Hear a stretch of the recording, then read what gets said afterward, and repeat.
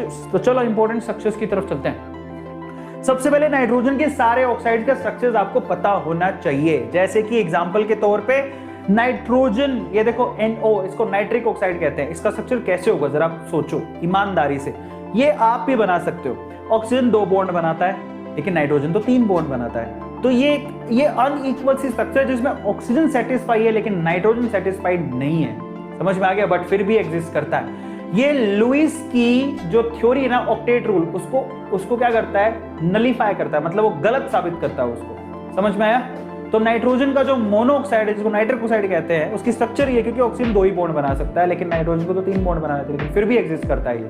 But that's very common. आपको जब भी लुईस एसिड का लुईस स्ट्रक्चर बनाना होता है तो आपको लोन पेयर भी काउंट करने होते हैं। अगर इसने 2 इलेक्ट्रॉन यूज कर लिए तो पीछे 3 बचेंगे, इसने 2 यूज कर लिए पीछे 4 बचेंगे, पर स्ट्रक्चर यही होती है। ठीक है, बट फिर भी एग्जिस्ट करता है क्योंकि इसमें नाइट्रोजन सेटिस्फाई नहीं है। अब आ जाओगे NO2, नाइट्रोजन डाइऑक्साइड, कैसे बनेगा? अब यहां से चीजें सेटिस्फाई हो सकती हैं। कैसे? इस स्ट्रक्चर को कैसे बनाया गया होगा जरा आप ध्यान से चेक करो। देखो, नाइट्रोजन पहले 2 बॉन्ड बनाता है ऑक्सीजन के साथ, जैसे ही 2 बॉन्ड बनाता है ऑक्सीजन के साथ, ये तो सेटिस्फाई हो गया, पर इसके पास अभी 3 इलेक्ट्रॉन बचे हुए हैं। समझ में आ गया? और इसको अभी 3 इलेक्ट्रॉन ये हो गए, 4 5 6 7 ही हुए इस नाइट्रोजन के पास। तो अब क्या करना है इसको? 7 नहीं, इसको तो 8 है। फिर क्या करता है, ये दोनों इलेक्ट्रॉन जो है ना बेसिकली यहाँ पर इस ऑक्सीजन के साथ शेयर करता है, जिसके पास एक इलेक्ट्रॉन, एक ऑक्सीजन एक्स्ट्रा थी यहाँ पर। आ गया समझ में? तो ये क्या करता है, अपने दोनों इलेक्ट्रॉन यहाँ पर शेयर करता है। Is this clear? तो जैसे ही यहाँ पर शेयर करता है, ये देखो यहाँ पर, ये देखो, अब ये दोनों इलेक्ट्रॉन यहाँ शेयर कर दिए, तो इसका क्या पूरा हो गया? इसका डिमांड तो पूरा हो गया। इस पर माइनस का साइन लगता है क्योंकि दोनों इलेक्ट्रॉन शेयर किए, इस पर प्लस का साइन लगता है। इस तरह से कंपाउंड बनेगा। Is this clear? यहाँ पर प्लस का साइन है, ये प्लस का साइन है और यहाँ माइनस का साइन है, आपको ध्यान रखना है। ये लुईस की डॉट स्ट्रक्चर्स जो आपको पता होनी चाहिए, जितनी प्रैक्टिस करोगे उतना आसानी से याद हो जाएगा। फिर आपके पास आता है nitrous oxide, N2O, laughing gas. कैसे बनती है लाफिंग गैस? पे देखो, ये नाइट्रोजन इस ऑक्सीजन के साथ 2 बॉन्ड बनाएगा क्योंकि ऑक्सीजन 2 बॉन्ड बनाता है। समझ में आ गया? फिर उसके बाद का क्या सीन है? उसके बाद ये नाइट्रोजन है बेसिकली, उसके साथ वो 2 ही बॉन्ड बना रहा है। अभी स्ट्रक्चर कैसी बनी होगी? ये बड़ी कॉम्प्लिकेटेड सी स्ट्रक्चर है जो कई लोगों को समझ में नहीं आती है। बट इन दैट केस अगर आप ध्यान से देखोगे तो यहाँ पर सीन क्या बैठा है, जरा उसको मैं क्लैरिफाई कर देता हूँ। यहाँ पर क्या हुआ कि एक नाइट्रोजन ने 2 बॉन्ड बनाए जैसे ही इसके साथ, तो ये ऑक्सीजन तो सेटिस्फाई हो गई, इसका काम पूरा हो गया। फिर यहाँ पर एक नाइट्रोजन थी जिसके पास टोटल 5 इलेक्ट्रॉन थे। इसके पास कितने थे? 1 2 काम पे लगा दिए, इसके पास 3 और बचे हैं। समझ में आया?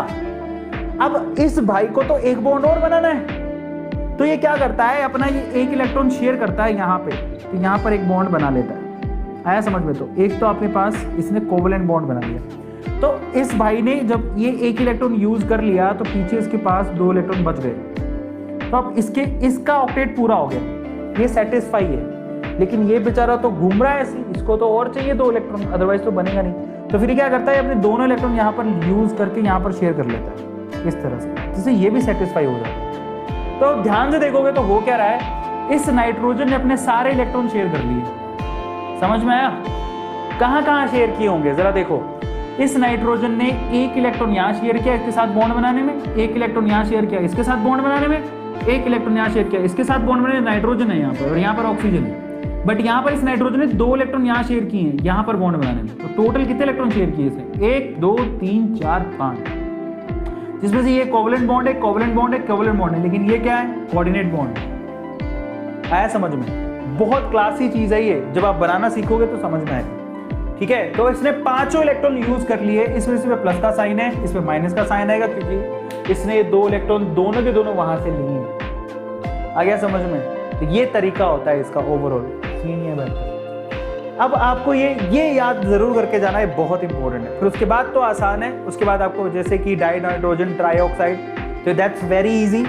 2 नाइट्रोजन पकड़ लो, अब 1 नाइट्रोजन, अब देखो यहाँ पर सीन क्या है, इस नाइट्रोजन 4 बॉन्ड से ज्यादा नहीं बना सकता, याद रखना। तो जब भी वो 4 बॉन्ड बनाता है पक्का उस पर प्लस का साइन तो आएगा ही आएगा। समझ में आ गया? अदरवाइज तो काम नहीं बनेगा उसका। मजे की बात देखो, 4 में से उसके 3 बॉन्ड हमेशा कैसे होते हैं? कोवेलेंट। याद रखो, लिख लो, नाइट्रोजन कितने बॉन्ड बनाता है? 4, मैक्सिमम 4 बॉन्ड बना सकता है, 4 मैक्स, जिसमें से 3 बॉन्ड उसके कैसे होते हैं? कोवेलेंट,